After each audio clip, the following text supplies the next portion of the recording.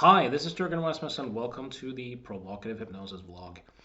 In this episode, I want to talk about why most therapists and coaches really can't hear their clients. In fact, most people don't listen well. And the main reason why they don't really listen well is literally that they can't.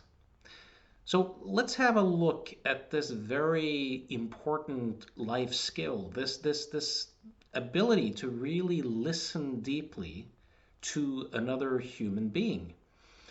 Most people really can't. So let's talk a little bit about what has to be there for deep listening to occur. Of course, one thing that has to be there is curiosity and interest and actually giving a shit. So if you're not motivated to listen well, if you're not curious, if you don't care, if you're hurried, if these motivational factors aren't there, you're not going to listen well. But even if the motivation is there, most people still can't listen well. And the reason why is that most people don't really have the self-authorship, the capacities for self-reflection needed to be able to really hear another human being. Now, you can listen to someone with various purposes. You can listen to connect. You can listen to have your own thinking unsettled. You can listen in an attempt to understand where someone is coming from. But to really be able to listen well, you need to be able to see that in an interaction, the person who's listening is as active as the person who's speaking. The person who listens or hears is actively making meaning, is actually constructing meaning. They're not passively receiving meaning, they're actually constructing meaning. So what they hear is what they think you are saying. But there's a vast difference between what you hear and what another person may be saying. Sometimes the gap is so vast that what person B hears has nothing at all to do with what person A is actually saying. Because person B is interpreting it and creating meaning out of it in such a way that it doesn't at all correspond with the meaning making that person A is doing. So to be able to listen well, I have to be able to recognize that my inner experience and your inner experience is distinct, right? My thoughts, my feelings, my motives, my experience is distinct from your thinking, your feeling, your experience. And one thing I've noticed when I've trained people, when I've been to seminars in various schools of psychotherapy and coaching, is the wild amounts of mind reading and projections that are going on. And it's not due to ill will, it's due to the lack of a capacity for people to see that, wait a minute, I am actually self-authoring what I'm hearing. I'm actually constructing it in my mind. What I'm hearing is not passively received from the outside, it's actively constructed from the inside. And unless we can see that, we're likely to engage in a lot of mind reading and a lot of projecting without really realizing that we are. And we kind of ensure that what we hear in other people is our own thinking, our own beliefs, our own biases, and our own agendas. And as a result, the other person is not necessarily being heard at all, even though we may delude ourselves into thinking that that's exactly what we're doing.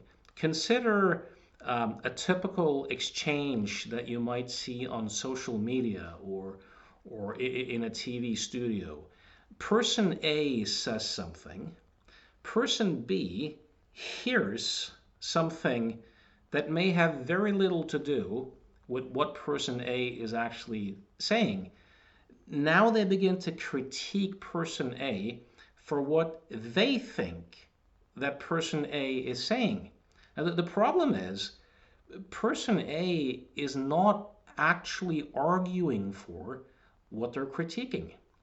And if both parties start to do this, you no longer have a dialogue, you have two monologues where what one person is critiquing has no relationship or very little relationship to the points that person A is actually making. Of course, some people will misunderstand on purpose and deliberately attribute to people motives and intentions that they kind of know that the person most likely don't have, just to win the conversation or to smear someone. That does happen. But a lot of the time, people most likely don't even know that what they're hearing has little to do with what the person's saying. So person B might say, look, that's not what I'm saying. I never said that. And person A goes, yeah, that's exactly what you're saying. They're not even able to correct their own, because they operate as a naive realist. You know, when you use the term naive realist, it refers to someone who kind of thinks that they see the world, they see other people objectively. They're just kind of passively receiving a world and then making judgments about it, versus being able to see that no, I'm actually co-constructing this. I'm actually interpreting. I'm actually projecting meaning onto something. And this is something that I'm involved with and something that I'm actively doing. So until someone has that kind of self-authoring capacity to really see that we actually interpret, make meaning, and author our response from the inside, they're likely to mostly be hearing their own projections and their own beliefs. They're likely to engage in a lot of mind reading, a lot of projections, and to have poor boundaries. And that makes change work way less effective. So I used to think in the past that, so when I went to these coaching and psychotherapy seminars and I was kind of stunned by the amount of mind reading and projections, I used to think that, well, all these people really need to learn is the meta model or the verbal package to learn to kind of go, you know, which specifically for nouns and how specifically for verbs. And that might work if someone lacks a skill. But even teaching someone that particular skill will not be enough to ensure good listening unless the person has the capacity for self-authorship. And that is a developmental capacity. It's a structural capacity that most adults actually don't really have yet. So this is one big reason why most therapists and don't most coaches literally can't do deep listening, don't really hear their clients really well. It's less that they don't want to. They literally can't. Now, of course, remember this, having a capacity doesn't necessarily mean that you'll always use it.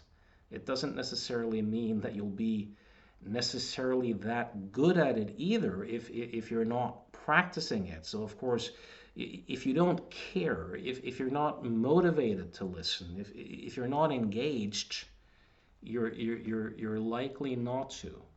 But even that is not really enough unless you have the capacity for self-authorship.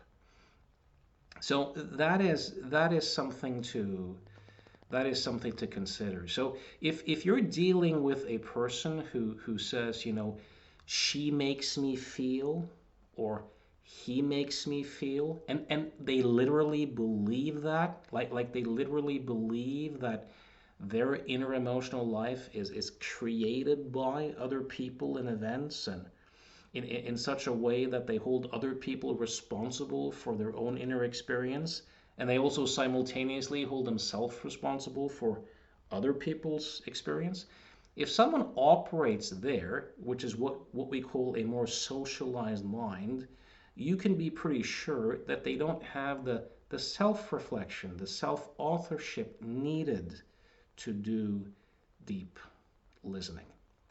So if this topic resonates with you, know that I am doing a seminar uh, on Saturday, the 24th and 25th of September 2022. Let me just check that here in my calendar to be sure. Yeah, Saturday, September 24th and 25th, 2022. It's called Identity Level Change. It's about how I use adult developmental psychology models, such as Robert Kegan's model, ego development, elements from spiral dynamics and Claire Graves, how I use a kind of hybrid combination of this to adapt the way I work with various clients depending upon what developmental stages or transitions they seem to be in. So if you're curious about this, go to Provocative Hypnosis and check the seminar link. And I really hope to see you there. Thanks for listening.